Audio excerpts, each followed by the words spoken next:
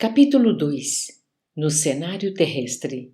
Numa ampla sala em que numerosas entidades trabalhavam solícitas, Clarencio recebeu da jovem um pequeno gráfico que passou a examinar, cauteloso. Em seguida, comentou espontâneo. Ainda agora, falávamos de responsabilidade. Eis um fato que nos ilustra os conceitos. E, exibindo o documento que trazia nas mãos, explicou. Temos aqui uma oração comovedora que superou as linhas vibratórias comuns do plano de matéria mais densa. Parte de uma devotada servidora que se ausentou de nossa cidade espiritual há precisamente 15 anos terrestres para determinadas tarefas na reencarnação. Não seguiu, porém, desassistida. Permanece sob nossa orientação. O nascimento e o renascimento no mundo, sob o ponto de vista físico, jazem confiados a leis biológicas de cuja execução se incumbem inteligências especializadas, contudo, em suas características morais, subordinam-se a certos ascendentes do espírito. O ministro deteve-se alguns instantes analisando a pequenina e complicada ficha. Todavia, como se provocasse a continuidade da lição que recebíamos, meu companheiro considerou, mas, indiscutivelmente, na reencarnação há um programa de serviço a realizar. Sim, sem dúvida, aclarou o instrutor. Quanto mais vastos os recursos espirituais de quem retorna à carne, mais complexo é o mapa de trabalho a ser obedecido. Quase todos temos do pretérito expressivo montante de débito a resgatar, e todos somos desafiados pelas aquisições a fazer. Nisso está o programa, significando em si uma espécie de fatalidade relativa no ciclo de experiências que nos cabe atender. Entretanto, a conduta é sempre nossa, e dentro dela podemos gerar circunstâncias em nosso benefício ou em nosso desfavor. Reconhecemos assim que o livre-arbítrio, também relativo, é uma realidade inconteste em todas as esferas de evolução da consciência. Não podemos esquecer, contudo, que em todos os planos marchamos em verdadeira interdependência. Nas linhas da experiência física, até certo ponto, os filhos precisam dos pais, os doentes necessitam dos médicos e os moços não prescindem do aviso dos mais velhos. Aqui, a habilitação depende dos educadores, o amparo eficiente exige quem saiba distribuí-lo e a transferência de domicílio para trabalho enobrecedor, quando se trata de espíritos sem méritos absolutos, reclama o endosso de autoridades competentes. Mas que vem a ser uma oração refratada? Indagou o meu colega, mordido de curiosidade. Hilário fora igualmente médico no mundo e, tanto quanto eu, permanecia em tarefas ligadas à responsabilidade de Clarencio, adquirindo conhecimentos especializados. A prece refratada é aquela cujo impulso luminoso teve a sua direção desviada, passando a outro objetivo. Inclinávamo-nos a desfechar novas perguntas. No entanto, o orientador sossegou-nos esclarecendo. Esperem, reconhecerão comigo que nos achamos todos emanados uns aos outros. Em seguida, falou para a jovem que o observava, respeitosa. Chame a irmã Eulália. Alguns momentos passaram, rápidos, e a cooperadora mencionada apareceu irradiando bondade e simpatia. Irmã, disse Clarencio preciso, este gráfico registra aflitivo apelo de Evelina, cuja volta ao aprendizado na carne foi garantida por nossa organização. Parece-me estar a pobrezinha em extremas dificuldades. Sim, concordou a interpelada. Evelina, apesar da fragilidade do novo corpo, vem sustentando imensa luta moral. O pai, sobrecarregado de questões íntimas, tem a saúde periclitante e a madrasta vem sofrendo obstinada perseguição por parte de nossa desventurada Odila. A genitora de Evelina?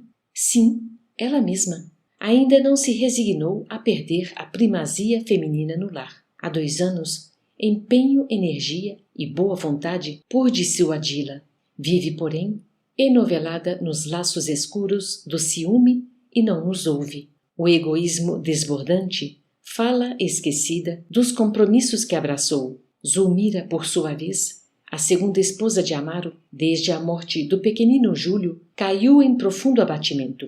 Como não ignoramos, o pequeno desencarnou afogado, consoante as provas de que se fez devedor. A madrasta, contudo, que chegou a desejar-lhe o desaparecimento por não amá-lo, encontrando-se sob as sugestões da mulher que a precedeu nas atenções do marido, cresce culpada.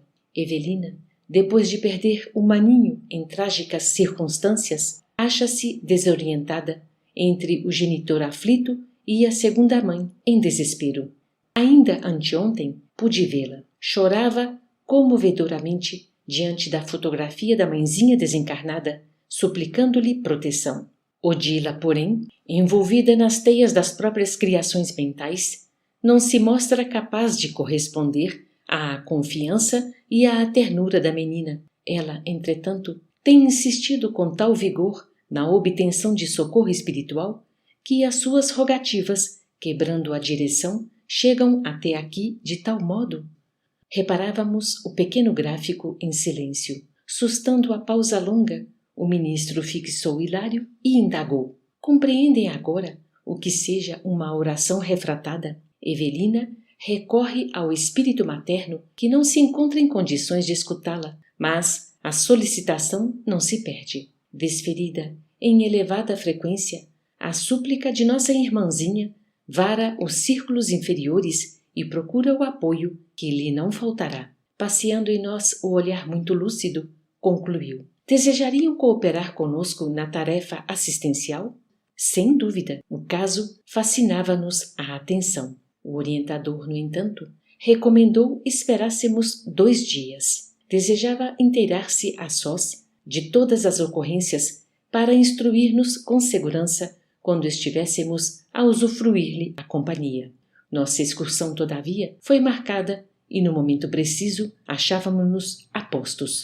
Sem delonga na viagem, Clarencio, Eulália, Hilário e eu encontramo-nos em residência modesta, mas confortável, num dos bairros do Rio de Janeiro. O relógio citadino acusava exatamente 21 horas. Entramos. Em estreito compartimento, à guisa de gabinete de trabalho e biblioteca, um homem de 35 anos, presumíveis, lia, com visíveis sinais de preocupação, um manual de mecânica. Na secretária singela, desdobravam-se publicações diversas, denunciando-lhe os estudos. Clarencio, assumindo com mais propriedade o papel de mentor do grupo, informou gentil: este é Amaro, o chefe da casa. Tem no longo pretérito complicados compromissos. Em muitas ocasiões usou projéteis e lâminas de ferro para o mal. Hoje é servidor categorizado numa ferrovia. Em seguida, passamos a gracioso quarto próximo. Encantadora adolescente de 14 anos bordava iniciais num lenço de linho. Magra e triste, parecia concentrar a mente nos olhos grandes e serenos. Não nos assinalou a presença, mas, ao contacto das mãos espirituais do ministro, revelou indefinível contentamento interior. Instintivamente, desviou o olhar do pano-alvo e fixou-o num retrato de mulher que pendia na parede.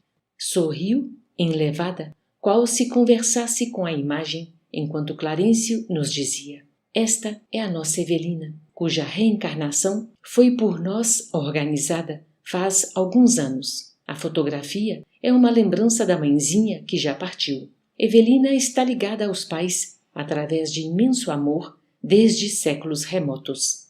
Veio ao encontro de criaturas e situações das quais necessita para a garantia da própria ascensão, mas trouxe também consigo a tarefa de auxiliar os progenitores. No momento, acredita-se amparada pela mãezinha, entretanto, pelos méritos já acumulados na vida espiritual, é ela mesma quem continua socorrendo o coração materno, ainda em luta.